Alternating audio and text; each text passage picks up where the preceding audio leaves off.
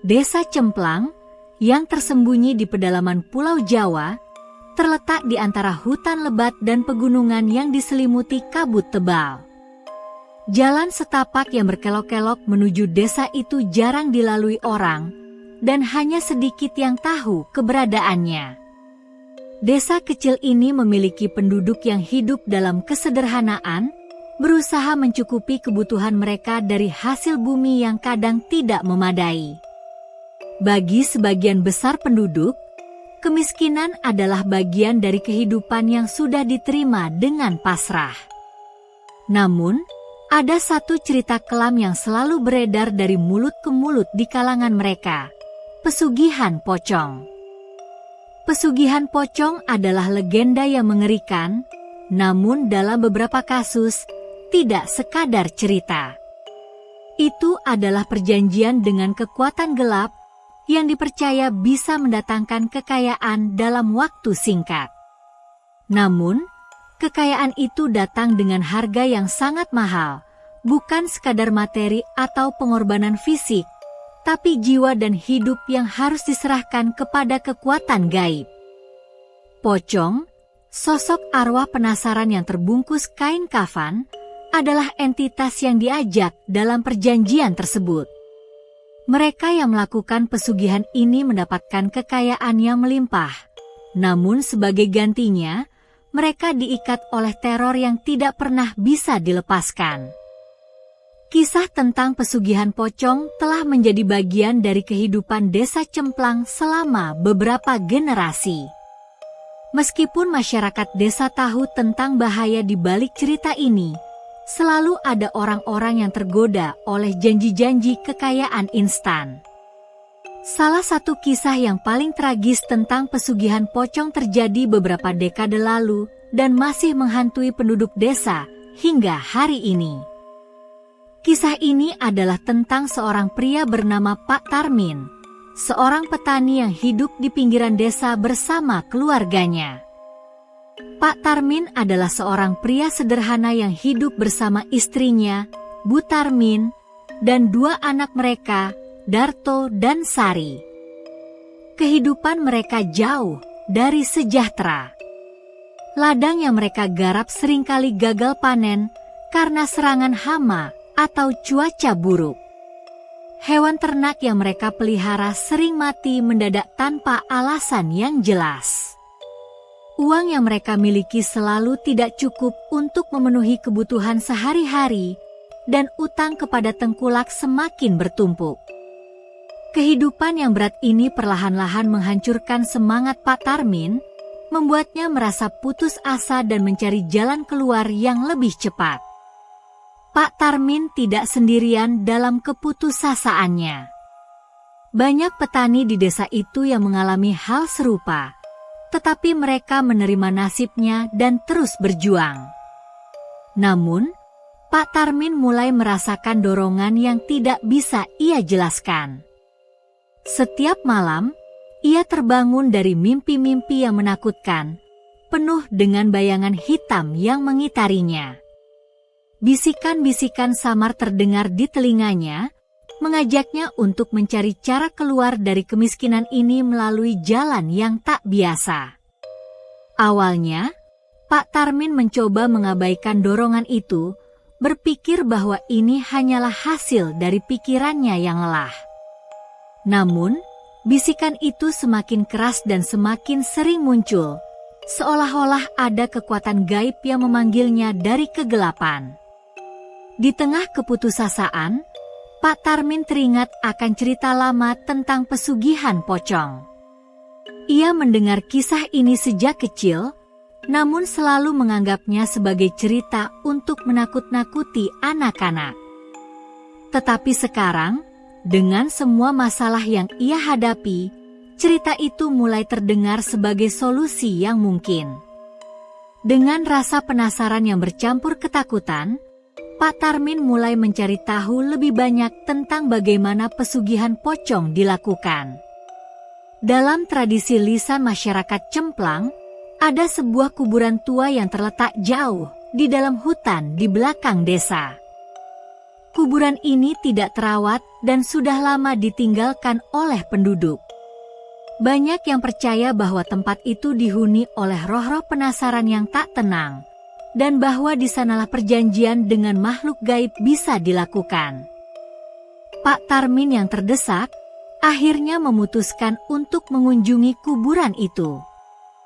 Malam itu, dengan rasa takut dan harapan yang bercampur aduk, Pak Tarmin berjalan menuju kuburan tua itu. Udara malam terasa lebih dingin dari biasanya, dan kegelapan hutan membuat langkahnya semakin berat. Ia hanya ditemani oleh suara dedaunan yang berdesir dan bisikan-bisikan aneh yang ia rasakan di telinganya. Setelah berjalan selama beberapa jam, ia tiba di kuburan tersebut. Tempat itu benar-benar sunyi, dipenuhi oleh makam-makam tua yang sebagian besar tidak lagi memiliki nisan. Dengan perasaan yang campur aduk, ia memilih salah satu makam yang tampak paling tua dan tidak terawat. Pak Tarmin mulai menggali makam itu dengan tangan yang gemetar. Terdengar suara tanah yang disibak, menciptakan suasana yang semakin mencekam. Di dalam hatinya, ada ketakutan yang terus menghantuinya, namun dorongan untuk segera keluar dari kemiskinan membuatnya terus menggali. Setelah beberapa jam, ia akhirnya menemukan jasad yang ia cari. Sebuah tubuh yang sudah lama terbungkus kain kafan yang hampir hancur. Pocong itu terbaring diam di hadapannya, dan Pak Tarmin tahu bahwa inilah saatnya untuk melakukan perjanjian. Dengan mengikuti petunjuk yang ia dapatkan dari mimpi-mimpi dan bisikan-bisikan gaib, Pak Tarmin melafalkan mantra-mantra kuno yang dipercaya bisa memanggil pocong untuk mendatangkan kekayaan. Pocong yang ia bangkitkan bukanlah roh biasa. Ini adalah arwah yang tidak tenang, terikat pada dunia karena kematian yang tidak wajar. Ketika mantra selesai dibacakan, Pak Tarmin merasakan angin dingin yang menusuk tulangnya, dan udara di sekitarnya menjadi lebih berat. Pocong itu tidak bergerak, namun kehadirannya terasa begitu kuat, seolah-olah ada kekuatan gelap yang kini menguasai tempat itu. Pak Tarmin pulang ke rumah dengan perasaan campur aduk. Di satu sisi, ia merasa ketakutan dengan apa yang baru saja ia lakukan. Di sisi lain, ia berharap bahwa perjanjian ini akan membawa kekayaan yang dijanjikan. Dan benar saja, keesokan harinya, perubahan mulai terlihat dalam hidupnya. Ladangnya yang tadinya gersang kini mulai menunjukkan tanda-tanda kehidupan. Tanaman yang sebelumnya layu kini tumbuh subur dan menghasilkan panen yang melimpah. Hewan ternaknya yang tadinya sakit-sakitan kini sehat dan berkembang biak dengan cepat.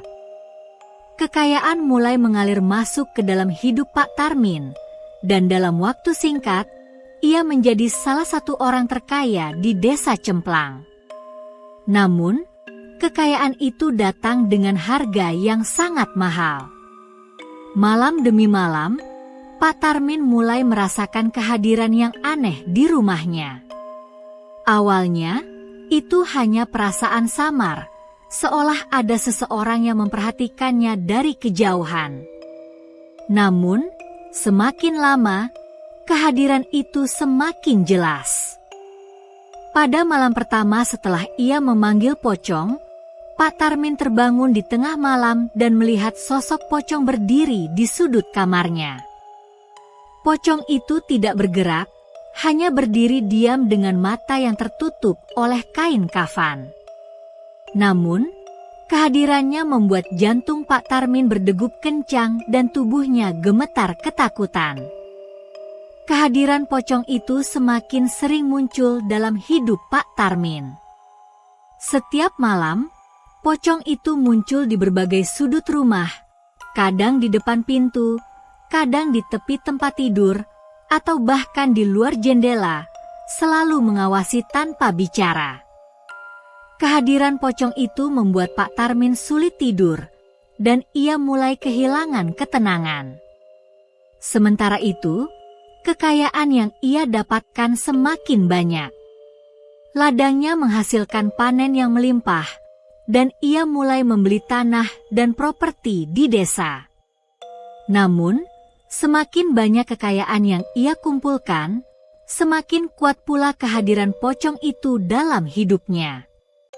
Istri Pak Tarmin, Bu Tarmin, juga mulai merasakan ada yang aneh dengan suaminya. Pak Tarmin yang dulu ramah dan penyayang, kini menjadi pendiam dan tertutup. Matanya selalu tampak kosong, seperti menyimpan rahasia yang tidak bisa ia ungkapkan.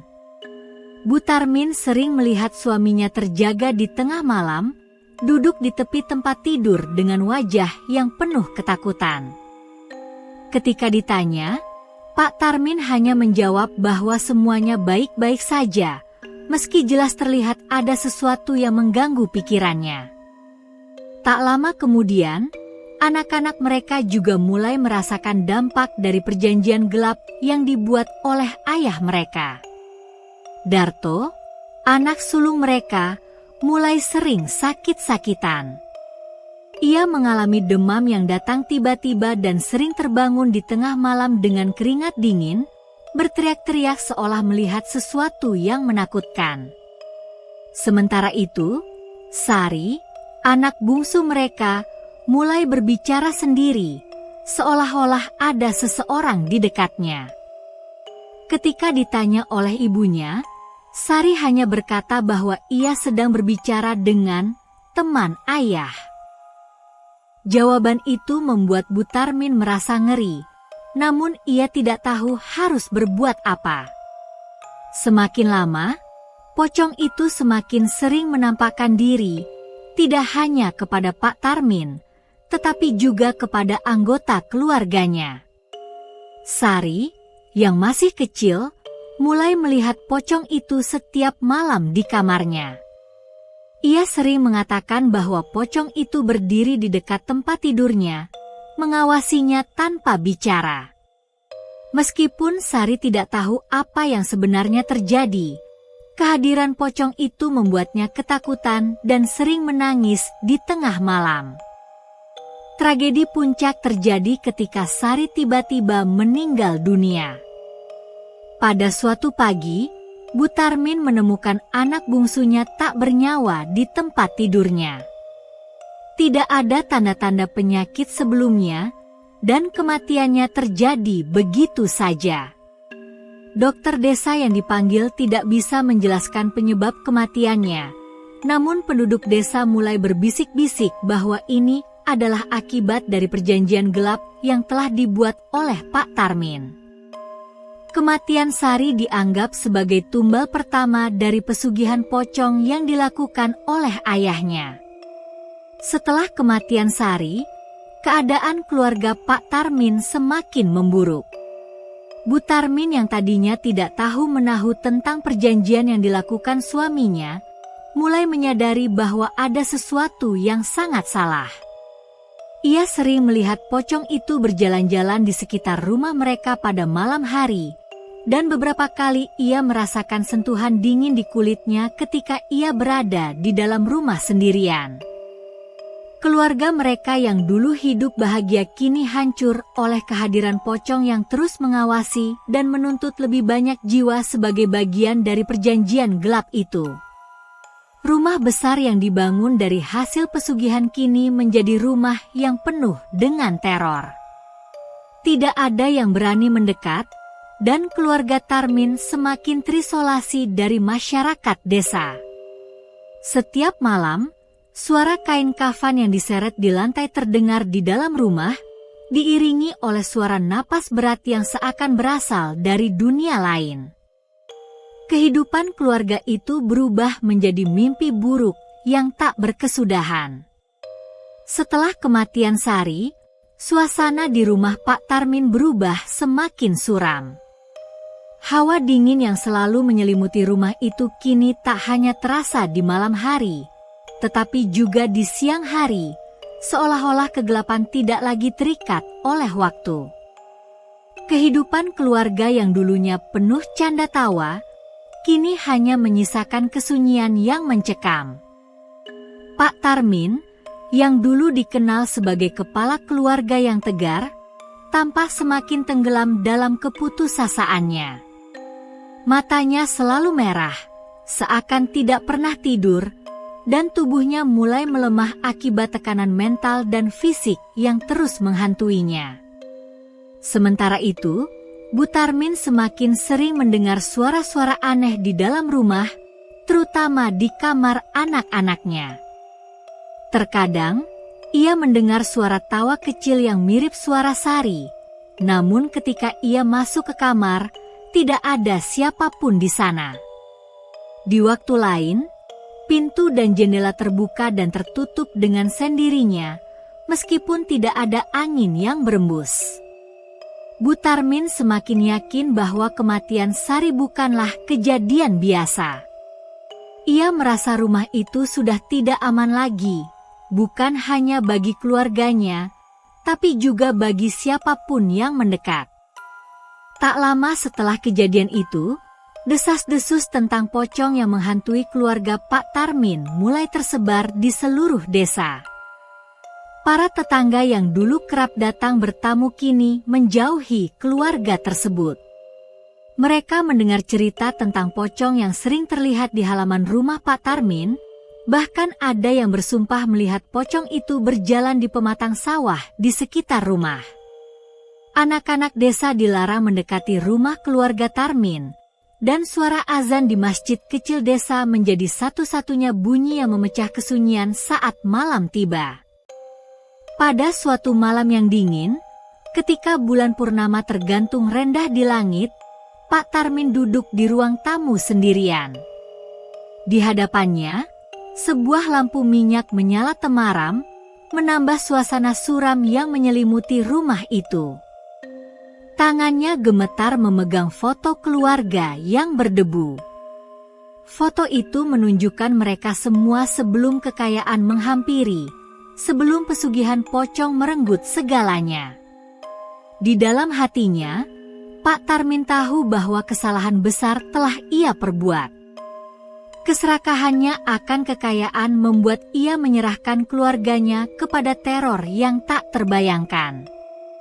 Namun, meskipun ketakutan terus menghantuinya, ada sesuatu yang lebih dalam dan mengerikan yang perlahan-lahan mulai menyeretnya ke jurang kehancuran. Pada malam itu, suara yang selama ini ia dengar hanya dalam mimpi-mimpi buruknya kini terdengar lebih jelas. Itu adalah suara yang samar dan berbisik, namun kali ini bukan hanya berasal dari luar, tapi juga dari dalam dirinya sendiri. Suara itu seolah-olah berbicara langsung kepada jiwanya, menuntut lebih banyak, mengingatkan akan perjanjian yang belum sepenuhnya dipenuhi. Pak Tarmin terhuyung-huyung berdiri dan berjalan menuju kamar yang dulu ditempati oleh Sari. Ruangan itu gelap, dingin, dan terasa seperti dihuni oleh sesuatu yang tidak terlihat. Di sudut kamar, ia melihat bayangan pocong itu, sosok yang sama yang telah menghantui hidupnya sejak malam ia melakukan ritual di kuburan. Pocong itu tidak bergerak, namun kehadirannya terasa begitu nyata. Seolah-olah ia tidak hanya mengawasi, tetapi menunggu. Pak Tarmin merasakan lehernya seolah tercekik, dan napasnya semakin berat. Kakinya gemetar, tapi ia tahu bahwa ia tidak bisa lagi menghindar. Suara-suara dalam kepalanya semakin kuat, memaksanya mendekati pocong itu. Seakan tanpa kendali, ia jatuh berlutut di depan sosok pocong tersebut, dan air mata mengalir di pipinya. Pocong itu tetap diam, namun dari balik kain kafan yang mengikat tubuhnya, terdengar napas berat yang membuat suasana semakin mencekam. Di luar rumah, langit yang tadinya terang oleh cahaya bulan perlahan tertutup awan gelap. Angin mulai bertiup kencang, menggoyangkan pepohonan di sekitar rumah Pak Tarmin. Beberapa warga desa yang kebetulan melintas dari kejauhan merasakan kehadiran yang tidak biasa. Ada yang berhenti sejenak, merasa merinding tanpa alasan yang jelas. Mereka tahu sesuatu sedang terjadi di rumah itu, tapi tidak ada yang cukup berani untuk mendekat atau mencari tahu. Keesokan paginya, berita tentang apa yang terjadi di rumah Pak Tarmin kembali menggemparkan desa. Bu Tarmin ditemukan pingsan di depan pintu rumah dengan luka-luka kecil di tubuhnya, sementara Pak Tarmin hilang tanpa jejak. Tidak ada yang tahu apa yang sebenarnya terjadi malam itu, namun beberapa saksi mengatakan mereka melihat bayangan gelap keluar dari rumah dan berjalan menuju hutan di belakang desa. Pocong itu, yang selama ini hanya terlihat oleh segelintir orang, kini muncul dalam mimpi-mimpi buruk para penduduk desa, seolah-olah perjanjian yang dibuat Pak Tarmin telah memperluas cakupan teror hingga ke seluruh desa. Para tetua desa mencoba menenangkan warga dengan melakukan doa bersama dan upacara adat untuk membersihkan rumah Pak Tarmin. Namun, usaha mereka sepertinya sia-sia. Setiap malam, suara-suara aneh masih terdengar dari rumah kosong itu. Beberapa warga yang nekat mendekati rumah melaporkan bahwa mereka melihat pintu dan jendela yang terbuka sendiri, serta bayangan pocong yang melintas di dalam rumah. Rumah itu perlahan-lahan menjadi tempat terkutuk yang dihindari oleh semua orang. Hutan di belakang desa, tempat kuburan tua berada, menjadi lebih gelap dan angker setelah hilangnya Pak Tarmin. Banyak yang percaya bahwa ia tidak pernah benar-benar pergi, melainkan menjadi bagian dari kegelapan yang menghantui desa. Orang-orang mulai berbicara tentang kutukan pesugihan pocong yang kini tidak hanya menghantui rumah keluarga Tarmin, tetapi juga menyebar ke seluruh desa Cemplang. Para petani yang melewati hutan itu melaporkan bahwa mereka mendengar suara langkah kaki di belakang mereka. Namun ketika menoleh, tidak ada siapapun di sana. Di antara desas-desus yang semakin berkembang, seorang dukun tua yang tinggal di desa sebelah dipanggil oleh para tetua desa untuk mencoba mengakhiri kutukan ini. Dukun itu, yang dikenal memiliki kekuatan supranatural, datang dengan membawa sejumlah sesajen dan perlengkapan ritual. Ia tahu bahwa pesugihan pocong bukanlah hal yang mudah untuk dilawan, dan bahwa kekuatan gelap yang telah dilepaskan oleh Pak Tarmin kini sudah terlalu kuat untuk dikendalikan. Namun, ia tetap berusaha. Pada malam yang dipilih untuk ritual, suasana desa terasa sangat tegang.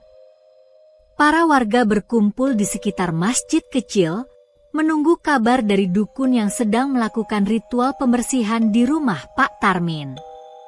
Beberapa jam berlalu dalam kesunyian yang mencekam. Tiba-tiba, dari arah rumah itu, terdengar suara jeritan yang begitu keras dan menyayat, membuat semua orang yang mendengar merinding. Jeritan itu diikuti oleh gemuruh angin yang kencang, seolah-olah ada kekuatan besar yang sedang melepaskan diri. Dukun itu tidak pernah kembali. Tidak ada yang tahu apa yang terjadi padanya malam itu. Namun setelah kejadian tersebut, rumah Pak Tarmin menjadi semakin angker. Desa Cemplang yang tadinya tenang, kini dipenuhi oleh ketakutan dan rasa cemas. Banyak penduduk yang akhirnya memilih meninggalkan desa, pindah ke tempat yang lebih aman, jauh dari teror yang terus menghantui. Rumah-rumah yang ditinggalkan perlahan-lahan rusak dan ditelan oleh alam. Legenda tentang pesugihan pocong di desa Cemplang menjadi cerita yang menakutkan bagi desa-desa di sekitarnya.